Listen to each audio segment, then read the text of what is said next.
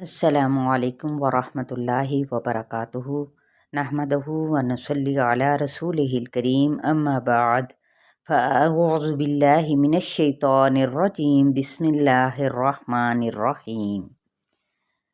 आज जो कुरानी नगीने हैं उस सिलसिले में 14th पारा है। रुबमा यवद्दुल्लज़ीना कफ़रू लौ कानू मुस्लिमीन, वो वक्त भी होगा कि काफिर अपने मुसलमान होने की आरजू करेंगे।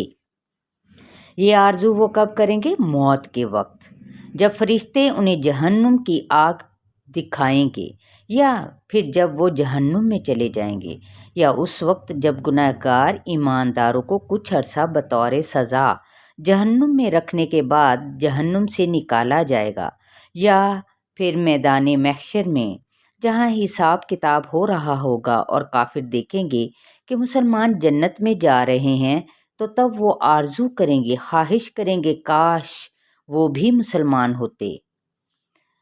तो यहाँ पर देखिए उनकी गफलत का जिक्र है, क्योंकि इंसान दुनिया में तो देखे मिलने वाली आज़ादी को इम्तिहान समझने की बजाय क्या करता है, वो गफलत की नज़र से उसे देख रहा होता है या अपनी ज़िंदगी को गुजार रहा होता है। हालांकि वक्त तो करीब ही है, जब गफलत से जागेगा तब सवाए पछताने के और कोई फ़ायदा ना होगा। अफसोस करेगा उस वक़्त के काश मैं मुसलमान होता, फरमाबरदार होता, काश मैं अपनी ज़िंदगी में गुनाहगार या गुनाहों के काम ना करता। तो इन्हीं चीज़ों के लिए वो क्या करेगा? ख्वाहिश करेगा। क्योंकि देखें यहाँ पे अगर देखा जाए तो ये दुनियावी जो लज़्ज़तें हैं, ठीक है, महजूज़ हो लें, अपनी उम्मीदें जो उनसे हैं वो बर लाएं, अन करीब उन्हें अपने कुफ्र और शिर्क का अंजाम मालूम हो जाएगा। क्योंकि देखिए जिस बस्ती को भी हलाक किया गया तो वो किस वजह से? नाफरमानी की वजह से। अल्लाह ताला उन्हें फ़ौरन हलाक नहीं कर डालते थे, बल्कि एक वक्त मुकर्रर किए हुए होता था। उस वक़्त तक उस बस्ती वालों को मोहलत दे दी जाती, लेकिन जब वो वक्त मुकर्रर आ जाता है तो उन्हें हलाक कर दिया जाता है और फिर वो उससे आगे या फिर पीछे नहीं हो सकते। तो उनकी यही बातें थी कि वो आप सल्लल्लाहु अलैहि वसल्लम को, यानी काफिर जो लोग थे, वो दीवाना कहते, मजनू कहते, और कहते कि अगर तू यानी हज़रत मोहम्मद सल्लल्लाहु अलैहि वसल्लम सच्चा है तो अपने अल्लाह से कह कि वो फरिश्ते हमारे पास भेजे ताकि वो तेरी रिसालत की तस्दीक करें या हमें हलाक कर दें।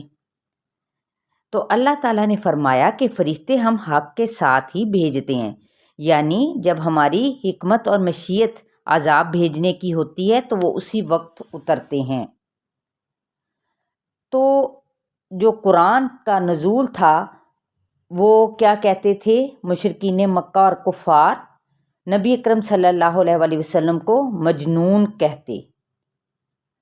और इसी तरह देखें कुरान को ज़िंदगी में नाफिज करने वालों को भी यही कहा जाता है, जबकि अल्लाह ताला के ज़िम्मे है ये कुरान, उसकी हिफाजत, क्योंकि इसमें रहती दुनिया तक किसी किस्म की भी कोई तब्दीली नहीं हो सकती। अब हम अगर अल्लाह ताला की तख्लीक करदा चीज़ों को देखते हैं तो सितारे जो आसमानी दुनिया की खूबसूरती का ज़रिया हैं, किस्मत का हाल जानने का ज़रिया नहीं है। ये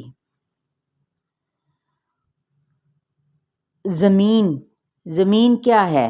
तमाम जिंदा अजसाम के रहने की जगह। अल्लाह की हैरत अंगेज़ तख्लीक, जिसने माँ की तरह सब बोझ उठाए हुए हैं। एक माँ जिस तरह अपने बच्चे का बोझ उठाती है इस दुनिया में आने से पहले, तो ज़मीन भी क्या है? जिंदा अजसाम के, उनके गुनाहों के बोझ। गुनाहों के बोझ कैसे? कि जब इंसान कोई गुनाह करता है या जिना करता है या किसी को कत्ल कर देता है तो फिर वो क्या है? दबाने की कोशिश करता है, उसे ज़मीन में छुपाने की कोशिश करता है। तो ये बोझ ही हैं। अल्लाह ताला के ख़जाने जो से हैं वो वसी हैं, وہ ان میں سے معین مقدار کے مطابق ہی اللہ تعالیٰ انہیں نازل کرتا ہے۔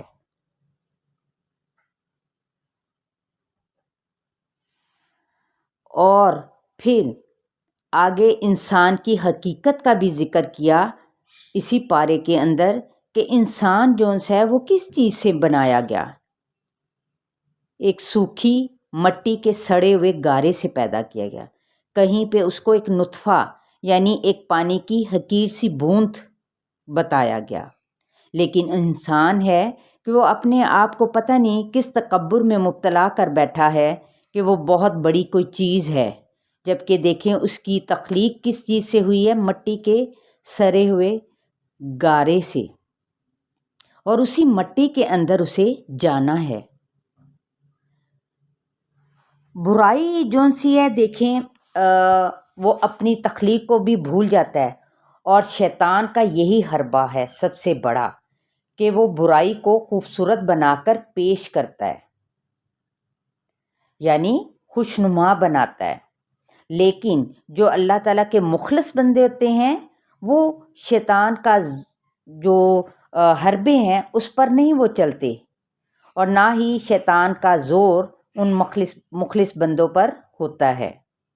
جیسے حضرت یوسف علیہ السلام، حضرت عمر رضی اللہ تعالیٰ عنہ، یہ اللہ تعالیٰ سے ڈرنے والے تھے، اور اللہ سے جو ڈرنے والے ہوتے ہیں ان سے شیطان ڈرنا شروع کر دیتا ہے، یہ یاد رکھیں۔ ہمیں خود کو، ہمارے ایمان کو، ہمیں خود کو مضبوط کرنا ہے۔ اسی طرح اگر آگے چلتے ہیں تو آگے دیکھتے ہیں کہ ہمیں جہنم کے بارے میں بتایا گیا ہے کہ جہنم کے کتنے دروازے ہیں؟ 7 دروازے ہیں، ہر مجرم کے جو حساب سے مقرر ہیں۔ ربنا اصرف عنا عذاب جہنم، یعنی ہر دروازہ مخصوص قسم کے لوگوں کے لیے خاص ہوگا۔ مثلا ایک دروازہ مشرکوں کے لیے، ایک دہریوں کے لیے، ایک زندیقیوں کے لیے، ایک زانیوں، سود خوروں، چوروں اور ڈاکوؤں کے لیے۔ یا پھر یہ 7 دروازوں سے مراد 7 طبق اور درجے ہیں۔ پہلا طبق یا درجہ جہنم ہے، دوسرا نطی، پھر حطمہ، پھر سعیر، پھر سقر، پھر جحیم، پھر حاویہ۔ سب سے اوپر والا درجہ موحدین کے لیے ہوگا، جنہیں کچھ عرصہ سزا دینے کے بعد یا سفارش پر نکال لیا جائے گا۔ دوسرے میں یہودی، تیسرے میں عیسائی، چوتھے میں صابی، پانچویں میں مجوسی، چھٹے میں مشرکین اور 7ویں میں منافقین ہوں گے۔ سب سے اوپر والے درجے کا نام جہنم ہے، اس کے بعد اسی ترتیب سے نام ہیں۔ فتح القدیر میں یہ آیا ہے۔ اسی طرح سے دیکھتے ہیں تو سورہ الفاتحہ ہے، اس کے اندر بھی 7 آیات ہیں جو کہ ہر نماز میں بار بار دہرائی جاتی ہیں، جو دعا اور شفا بھی ہے۔ انہیں سبع من المثانی کہا گیا ہے سورہ الفاتحہ کو، اور قرآن عظیم کی یہ سب بڑی ہی اہم آیات ہیں جس کو شفا بھی کہا گیا، دعا بھی کہا گیا، اور اس عظیم نعمت کے ہوتے ہوئے یعنی قرآن عظیم کے دنیا پرستوں کی طرف آنکھ اٹھا کر کیا دیکھنے کی ضرورت بچتی ہے؟ بالکل بھی نہیں۔ تسبیح کرنی ہے، کیونکہ ہمیں ہر وقت دین کے کاموں میں لوگوں کی باتوں پر پریشان ہونے کی بجائے ہر وقت یہ کلمات کہنے چاہیے، سبحان اللہ و بحمدہ۔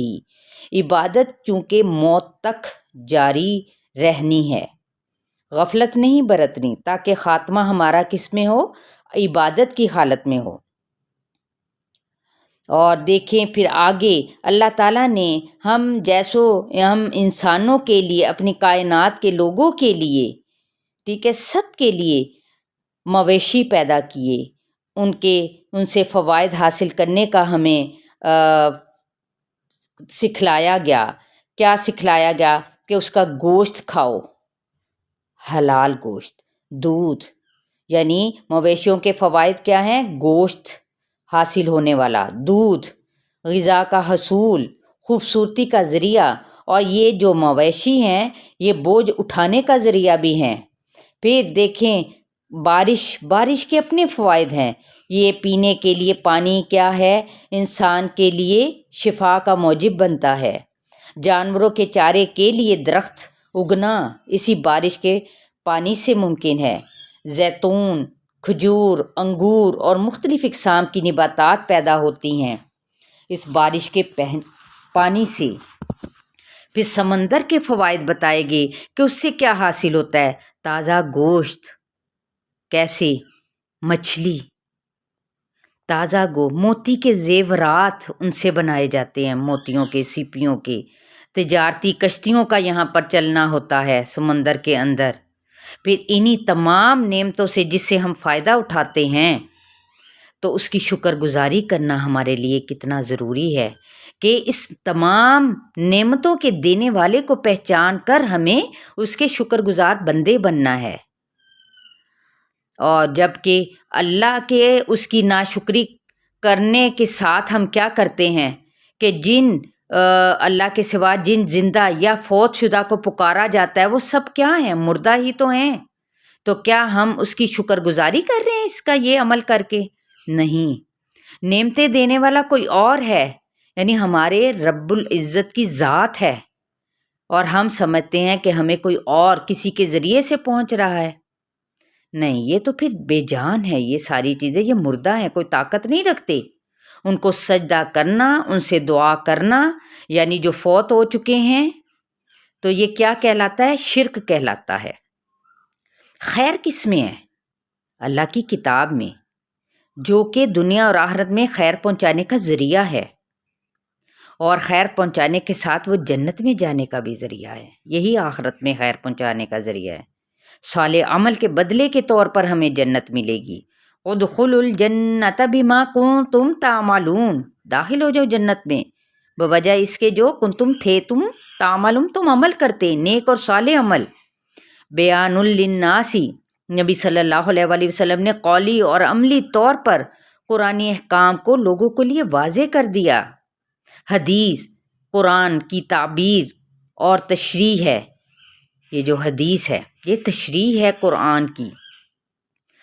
تو لہٰذا اللہ تعالیٰ کی پکڑ کا ہمارے دلوں میں خوف ہونا چاہیے، نہ کہ اللہ کے عذاب سے بے خوف۔ پکڑ کسی بھی شکل میں کسی بھی وقت میں آ سکتی ہے، کیونکہ آپ جانتے ہیں کہ اس کائنات کا خالق و مالک صرف ایک ہے، دو الہ نہیں ہے۔ نیکی اور بدی کے خدا الگ الگ نہیں ہیں، الہ تو ایک ہی ہے۔ بس ہمیں کیا کرنا ہے؟ اسی سے ڈرتے رہنا چاہیے۔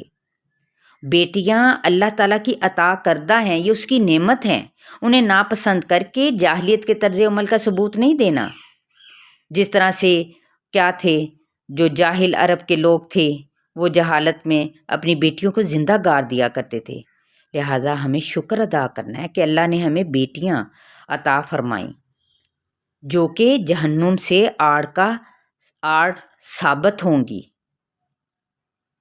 تو لہٰذا ہمیں قرآن کو سمجھنا ہے، پڑھنا ہے، کیونکہ یہ اختلافات دور کرنے کا، ہدایت اور رحمت حاصل کرنے کا ذریعہ ہے۔ پھر اللہ تعالیٰ نے اس کے ساتھ اور نعمتوں کا ذکر ہے کہ دودھ اور شہد، گوبر اور خون کے درمیان سے لذیذ دودھ کا تیار ہونا، دیکھیں کتنی بڑی نعمت ہے، معجزہ ہے کہ گوبر اور خون کے درمیان میں سے ایک سفید چیز، صاف ستھری اور سفید شہد کی مکھی کا ایک ایک پھول سے رس چوس کر شہد تیار کرنا، کیا یہ اللہ کی عظیم قدرت کا اظہار نہیں ہے؟ دودھ پینے والوں کے لیے ذائقہ دار اور شہد شفا کا ذریعہ نہیں ہے؟ جی ہے۔ یہ حکم الہی ہے کہ ہمیں ان تمام باتوں میں اللہ تعالیٰ کا، اس کی نعمتوں کے ساتھ شکر ادا کرنا ہے، عدل، احسان اور صلہ رحمی کرنی ہے۔ یہ ہمیں اللہ تعالیٰ نے حکم دیا ہے۔ فحش، منکر اور زیادتی سے باز رہنا ہے، رب کے راستے کی طرف چلنا ہے۔ جو چیزیں سکھائی گئی ہیں، جو احکامات دیے گئے ہیں، ان پر عمل کرنا ہے۔ حکمت، اچھی نصیحت اور عمدہ اسلوب کے ساتھ، اور پھر اوروں کو دعوت بھی دینی ہے۔ چلیے آئے ہم عہد کرتے ہیں کہ اللہ کی دی ہوئی نعمتوں کا احساس کر کے اس کا آج ہی سے ہم شکر ادا کرنا شروع کر دیں گے کہ یار باری تعالیٰ تیرا لاکھ لاکھ احسان ہے، شکر ہے، ورنہ ہم تو اس قابل بھی نہ تھے۔ یہیں تک ہمارا 14ویں پارے کا خاص اس کے اندر سے کچھ پوائنٹس ہیں، تو ان کو ہم نے سمجھنا ہے کہ شکر گزاری کرنی ہے، اللہ کی نعمتوں کا اعتراف کرنا ہے، اور پھر اللہ کے احکامات پر عمل کرنا ہے، اس کی کائنات کو دیکھنا ہے، اس پہ غور و فکر کرنا ہے کہ اللہ نے کیا کیا چیزیں ہمارے لیے بنائیں خوشنما، اور پھر جو جہنم کے ہیں، جہنم کے دروازے جو کہ 7 بتائے گئے ہیں، ہمیں ان میں جو جن کیٹیگریز کے لوگ ان کے اندر شامل ہیں، ہمیں ان میں سے شامل نہیں ہونا، ہمیں جنت کے دروازوں میں سے داخل ہونا ہے، اور اس کے لیے ہمیں جنت کا سودا کیونکہ آسان نہیں ہے، اس کے لیے محنت کرنا ہے۔ چلے جی، السلام علیکم ورحمۃ اللہ وبرکاتہ۔